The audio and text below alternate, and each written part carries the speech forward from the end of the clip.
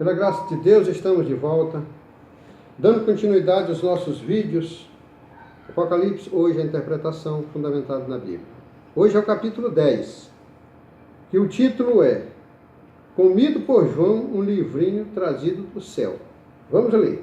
Diz assim: E vi outro anjo forte que descia do céu, vestido de uma nuvem, e por cima da sua cabeça estava o arco celeste. E o rosto era como o sol, e os pés como coluna de fogo. E tinha na mão um livrinho aberto. E pôs o pé direito sobre o mar, e o esquerdo sobre a terra.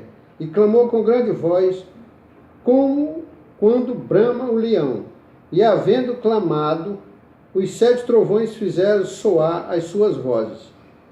E sendo ouvidas dos 7 trovões as suas vozes, eu ia escrevê-las.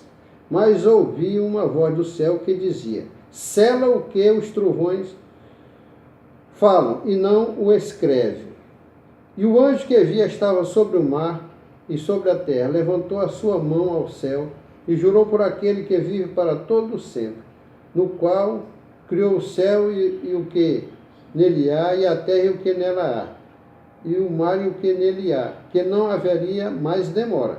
Mas nos dias da voz do 7º anjo, quando tocar a sua trombeta, se cumprirá o segredo de Deus, como anunciou aos profetas seus servos.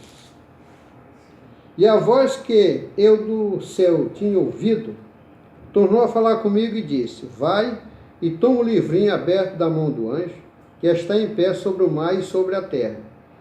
E fui ao anjo dizendo-lhe: dai-me o livrinho. E ele disse-me: toma-o e come-o, e ele fará amargo o teu ventre, e na tua boca será doce como mel. E tomei o livrinho da mão do anjo e comi, e na minha boca era doce como mel, e havendo comido, o meu ventre ficou amargo. Amém.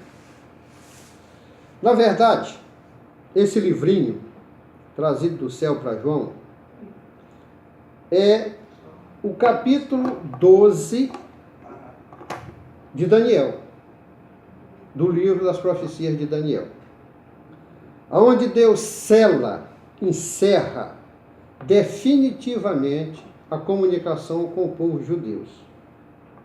A partir dali, Deus não se comunicaria mais de forma nenhuma com os judeus. Meus irmãos, eu sempre digo que a terra é uma réplica do céu. Tudo que tem na terra tem no céu. E esse livro é um livro celeste. Tudo dá a entender que João não conhecia essa parte da profecia, apesar de ser um apóstolo, ser um homem de Deus, ter andado com Cristo, viu? Mas ele não tinha conhecimento das profecias que falavam do fim de Israel. Ele era judeu. E quando ele recebe o livro, a expressão come é como se diz assim: observa, ouve, entende? E os trovões começam a falar. As vozes, que parecem com voz de trovão, começam a falar. É lendo o livro para ele, abrindo a revelação para ele, João. E ele ia escrever. Alguém disse para eles: não escreve não, porque isso aí está selado e fechado, esse livro. Meus irmãos, a Bíblia diz que na boca de João era doce como um favo de mel. Por quê? Porque João, quando ele recebeu, viu, o futuro de Israel, um livro que fala que vem do céu, o futuro de Israel, ele ficou alegre, ele ficou feliz. Para ele foi a maior felicidade do mundo receber um livro que falava do futuro de Israel.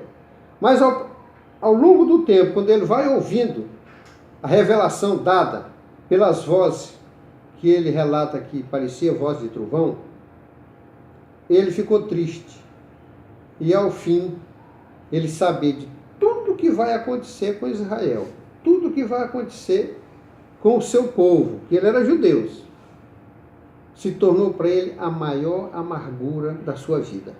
Ele nunca esperava que Israel passaria por essa grande tribulação. essa grande tribulação.